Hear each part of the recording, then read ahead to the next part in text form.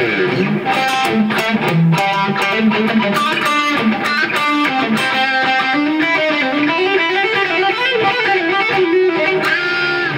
guys, what is going on? This is Robert here with a new lesson for you. This one's all about how to add chromatic notes to your playing. So it might sound like a kind of a simple thing, but there's actually a little bit of a trick to it, and it's all kind of about how you're playing them and stuff like that. So I've gotten asked quite a few times, because I've posted a lot of videos using chromatic notes or passing tones, whatever you want to call them, in my own licks I'm playing. And I get asked, you know, how do you do it, basically? Like, do you just randomly add notes? And the answer is kind of yes. I've learned how to do this actually from my buddy Leonardo Guzman, who he used to do these live shows, and I don't know if he still does on Vogel or not, but he did one, and I asked him one time, I was just like, you know, how are you adding these chromatic notes? And his answer was simple. He's like, you just do it. You take your scale, and I think he used G major, the exact one. And he said, you know, just look at all these notes in between that you're not playing. And I don't know why I hadn't thought of that. But he's like, you know, and then you play them.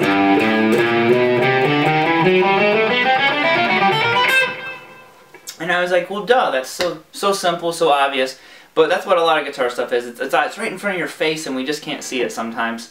So I started doing that. And, you know, he basically just said that he just kind of throws them in there at random and stuff. And I'm sure sometimes he has a more mathematical approach to it, because he knows a lot more theory than I do. But that's what I started doing. I was just like, okay, but what I practiced was I'd play a scale that I knew really well, like G major.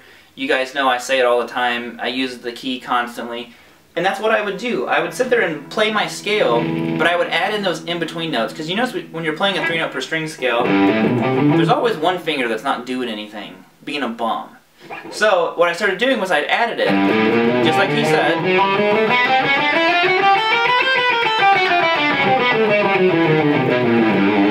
But I'm still playing those shapes, and I went up one.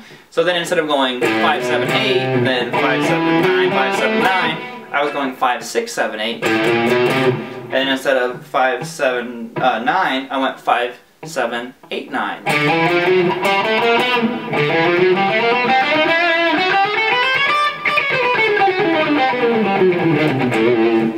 So what I'm going to do is I'm going to give you guys these first two little shapes of the G major scale, and I want you to practice them with these chromatic notes. And it's really cool, and it can hopefully inspire some new ideas out of you with these notes that before, if you stick to a scale, they weren't existent because they're not in the scale. So I think it's really cool. It really got me excited, and I noticed myself coming up with more creative licks because I was adding notes I didn't have before. So for the first one, our normal G major scale is this, just 3, 5, 7 on the low E and the A, then 4, 5, 7 on the D and the G.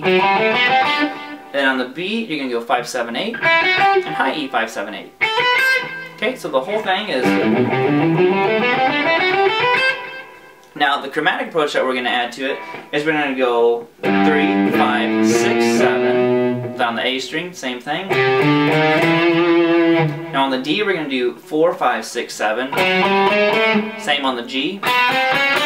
Then 5, 6, 7, 8 on the B. And 5, 6, 7, 8 on the high E.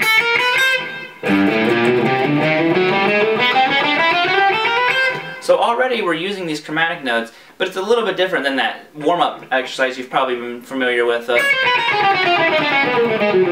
you're just kind of vertically ascending this exercise. I mean, this is just a straight chromatic scale, but now we're putting it into more of a scale context. So if I was to play a lick out of G major with those notes, I would kind of maybe go like this.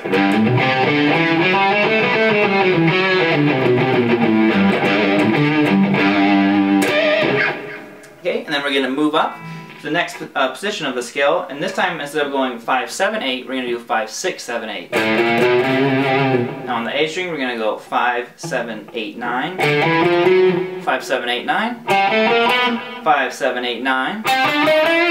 Now on the B string, it's going to switch. We're going to go 7, 8, 9, 10, and on the high E, 7, 8, 9, 10. Okay, and then get to where you can descend it as well.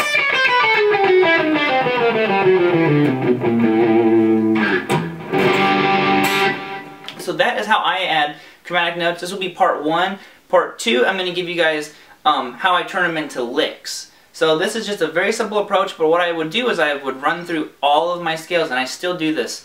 almost every single day. I run through all my scales, add those chromatic notes, and it really inspires some new ideas. So I hope you found this video helpful. Like I said, I stole this idea from my buddy Leo. I'm sure most of you probably know who he is. He wins every guitar contest on the internet you can possibly imagine. And he's just a cool dude. So thank you guys for watching. Please subscribe to this here YouTube channel, man. And I will see you guys with the next lesson. Peace out, homies.